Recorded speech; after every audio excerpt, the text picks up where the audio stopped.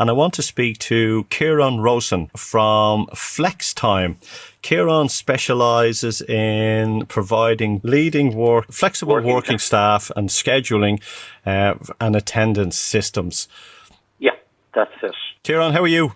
Not too bad, Joe. Good to talk to you this morning in our almost post-lockdown, or we're getting ready for post-lockdown, isn't that it? Yes, and I think people are tired, people are fed up, and the different dynamics that's going on through the world and through people's heads are making us all look at what's going on out there in the world.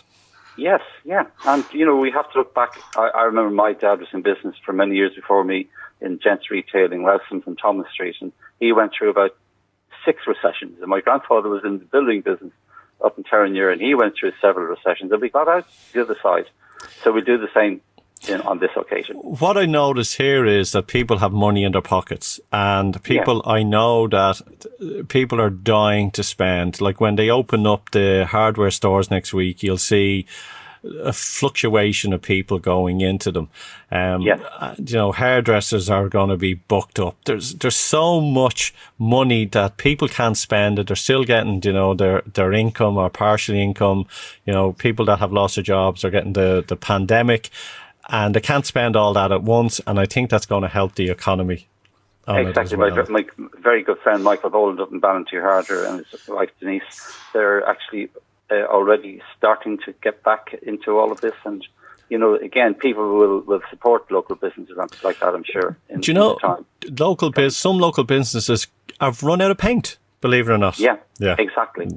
On it. So, and then the A&E will be full from everyone sticking nails in their hands and chipping away, or they're breaking a toe or something. So that will all open up again as well. Well, look, Ciaran, tell me about your business and tell me how yous are coping, what yous are doing, and what yous are planning to do moving forward. Yeah, I often tell people, I remember once I stopped by the security police in Bristol Airport just going about my business, the usual, and they asked me what I did. I said, well, actually, I've been doing time for 35 years, which is true. So therefore, FlexTime started back in the 1980s. So we also have been through 3 or 4 different recessions, and this is the latest challenge we've got just after we were worrying about Brexit, etc. But our work is around flexible working. So therefore, we work with state bodies, semi-state bodies, private organisations, SMEs, you name it, and it's all in pursuance of offering staff a little bit of latitude around their working time.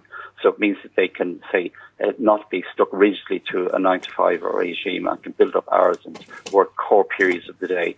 And also, very topically, and this is where we see that our time has come, excuse the pun, but our time has come in the sense that flexible working, according to the Guardian newspaper this week, is going to be very predominant in the workforce, actually as a result of COVID, because more and more people will want to remain working at home after this period. Now, obviously, some of us will be delighted to get back to work after this, but to be serious, that a lot of people will want to work from home, and that's where we sit into the market. We help to facilitate that, those sort of working time schemes, and then the employees and the management use our system to record the time and, check how many flexi days they've got. Is the person on maternity leave? Is he on maternity or not? Are they working? Are they working? Exactly. Yeah. And our system actually just tells you if your colleague is working, whether you're working, and it's a communication tool at one But it's level. Even a communication tool. Yeah. And here's something like I was just speaking about earlier. I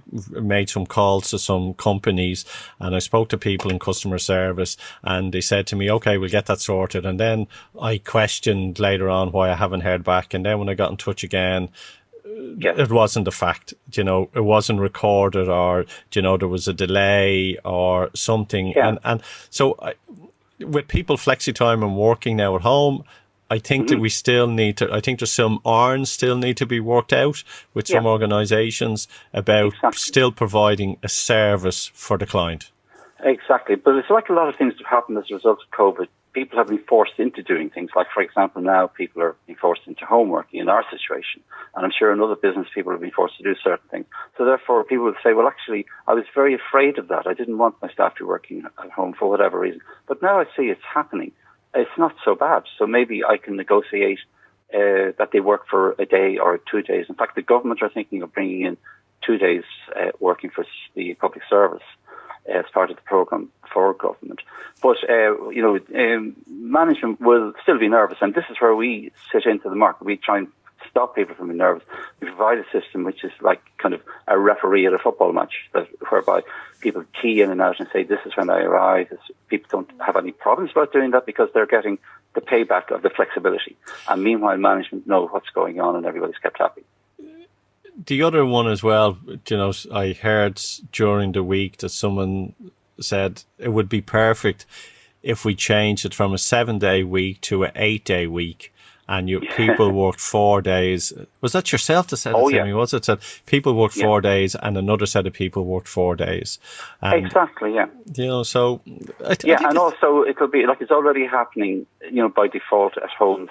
The mum has to look after the kids in the morning because they can't get childminders for obvious reason. Dad looks after them in the afternoon. So therefore they work on split shifts effectively at the moment. And so therefore some of these things are happening naturally, whereas for years it took us ages to get people to want to do it and then to actually do it. Now in certain instances that they're starting to do it anyway. And we still have the role of actually being the honest broker, if you like, managing all of this for the company and for the organisation. You knew your day would come. Huh? Exactly. You knew your day would come, and that's it. Exactly. And here's the thing: what I like about it as well, Ciaran, it's tried and tested. You've been doing it for over 30 years. Yeah, and exactly. Yeah. It's people now who are going, let's test this, let's see if this works, and how are we going to do it? You're taking the guesswork out of it, and you have a strategy and a system that is proven and tested. And if they come to you, they have a better insight and scratching their head going, how's this going to work on and for any doubting Thomas, we've done loads of research. We've researched death over the last 30 years, which we can give you reams of evidence that shows that having this concept provides the employee with a good work-life balance, so therefore they can look after their home life, they can look after their, reduce traffic, reduce stress, CO2 emissions come down, etc. Absence reduces, and importantly, staff retention is improved by this because you've got a happier workforce. What do you, in your opinion, do you feel needs to change?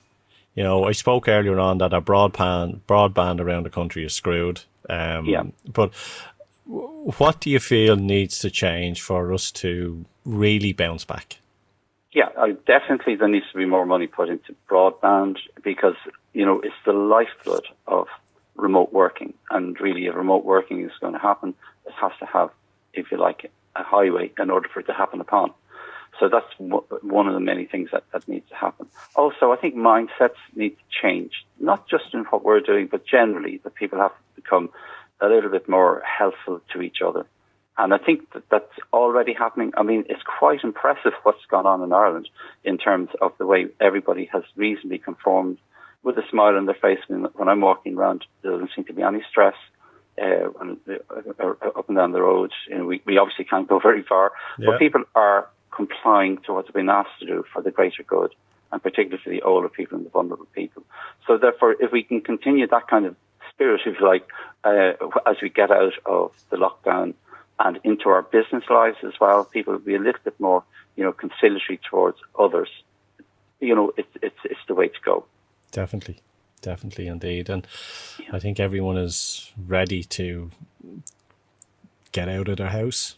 Exactly, get out of their house. So, and I'd like to thank my staff who are there, working away.